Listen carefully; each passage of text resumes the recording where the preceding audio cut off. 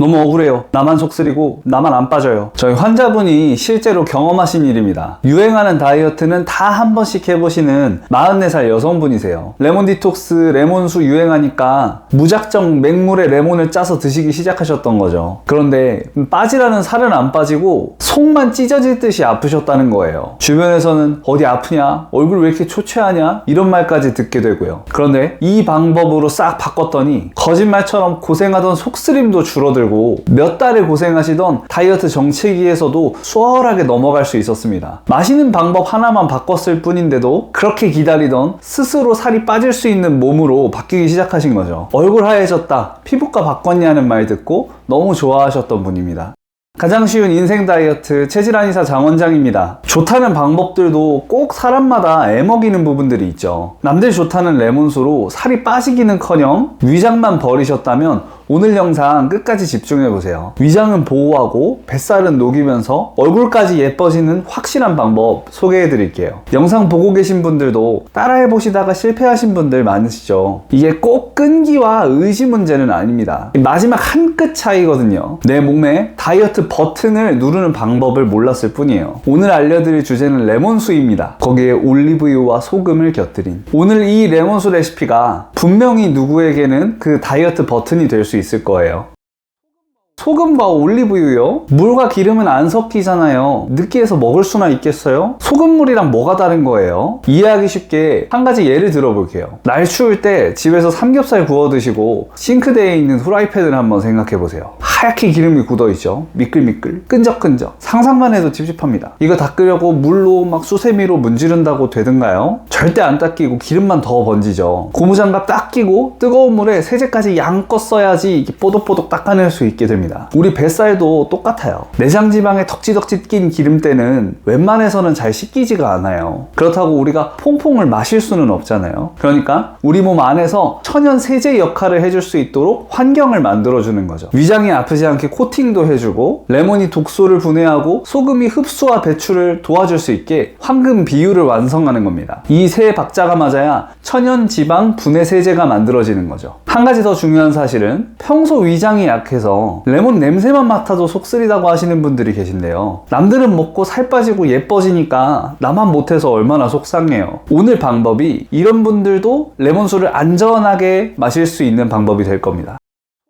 첫 번째 궁금증 먼저 정리해 보겠습니다. 레몬수 영상 보고 댓글까지 쭉 보시면 정신이 하나도 없으실 거예요. 레몬은 산성이니까 위 버린다. 흡수되면 알칼리성이니까 괜찮다. 딱 설명해 드릴게요. 둘 다 맞는 말입니다. 레몬은 pH가 2에서 3 되는 강한 산성 과일이 맞아요. 그래서 잘못하면 식도와 위장 점막을 해칠 수가 있고 치아를 녹일 수 있는 것도 맞습니다. 그런데 몸속에서 대사가 다 끝나고 나면 알칼리성 제만 남아요. 항산화 효과 좋다는 말씀 다 들어보셨잖아요. 몸속에 쌓인 산성 노폐물들은 중화가 필요합니다. 레몬이 산성이지만 대사가 되면 알칼리성 제만 남는다고 했잖아요. 이게 산성 쓰레기들을 중화시켜주는 일을 해요. 여기서 먼저 문제가 있습니다. 레몬이 이 좋은 효과를 내려면 식도와 위장이라는 관문을 무사 통과해야 되거든요. 그런데 위장이 약하신 분들은 이 관문을 통과하는 과정에서 사고가 납니다. 알칼리로 변하기 전까지는 어쨌든 레몬은 강한 산성이잖아요. 좋은 약으로 작용하기도 전에 독으로 먼저 작용을 해버리는 거죠. 공복에 먹고 응급실 갔다 왔습니다. 수고하세요.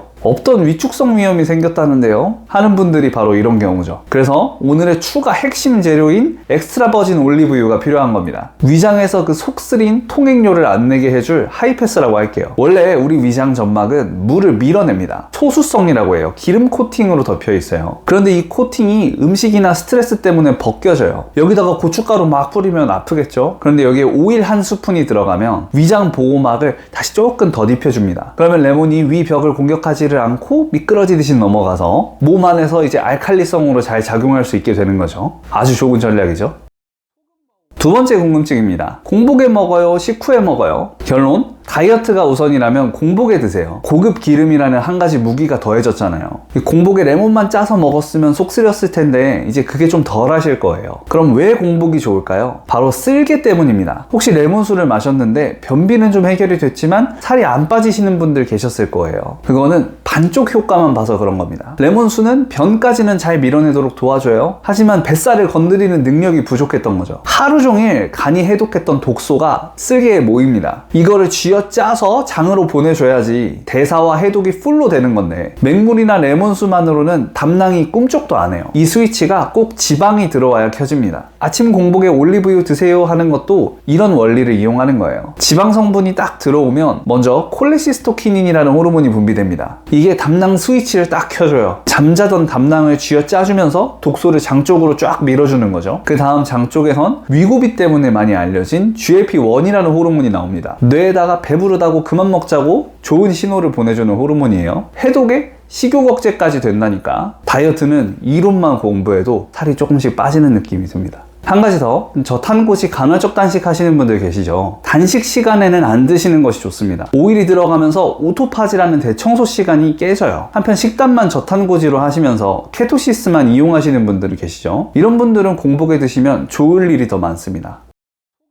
레몬 그거 먹으면 치아 다 녹는다는데요? 레몬 관련 영상에 빠지지 않는 댓글이죠. 레몬은 강한 산성이니까 치아층이 상할 수 있다 사실이에요. 그래서 이 빨대 사용이 선택이 아니라 원래 필수인 겁니다. 무조건 목구멍으로 바로 넘길 수 있는 게 제일 좋아요. 그런데 사실 레몬수 꾸준히 드시는 분들 나중에 귀찮아서 그냥 병째로 마시거든요. 어쨌든 조금이라도 방지를 해야 되지 않겠어요? 여기서 소금이 방패 역할을 조금 거들어줍니다. 소금도 어쨌든 알칼리성이거든요.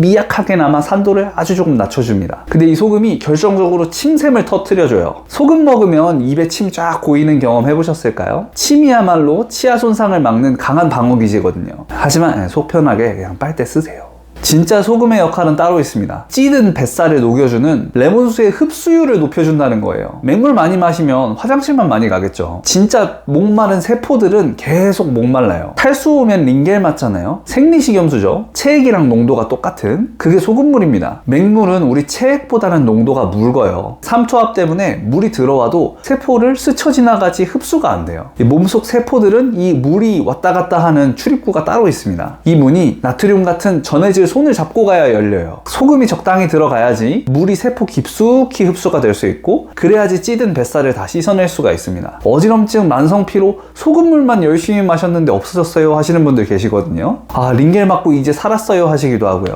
죽어가던 세포가 진짜 물을 마신 거죠.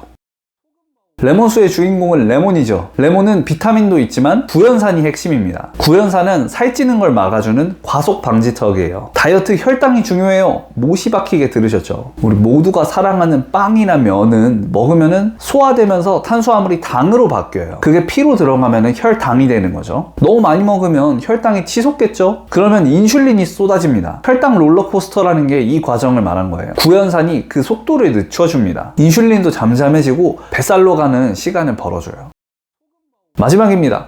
껍질 먹을까요 말까요? 방송 보면 껍질에 영양소가 많으니까 통째로 드세요 라고 하죠. 네, 맞습니다. 껍질에는 지방을 더 잘 녹여주는 리모넨 성분이 풍부해요. 네, 하지만 솔직히 말씀드리면 오시는 환자분들도 그렇고 저희 가족들도 그렇고 그냥 첨가물 없는 100% 원액 사 먹습니다. 건강, 다이어트는 내가 할 수 있는 꾸준함이 생명이에요. 매일 레몬 씹고 베이킹소다로 문지르고 작심삼일도 잘 안 됩니다. 저는 이틀 하면 못 하겠더라고요. 스트레스 받으면 코티솔 나옵니다. 저 같은 분들은 적당히 타협하시는 것도 방법이에요. 나는 진짜 뽕을 뽑겠다 하시는 분들은 껍질까지 꼭 같이 드세요. 다만 세척은 꼭 깨끗하게 하셔서 드세요. 왁스 코팅이나 잔류농약은 먹으면 독극물만 먹는 거예요.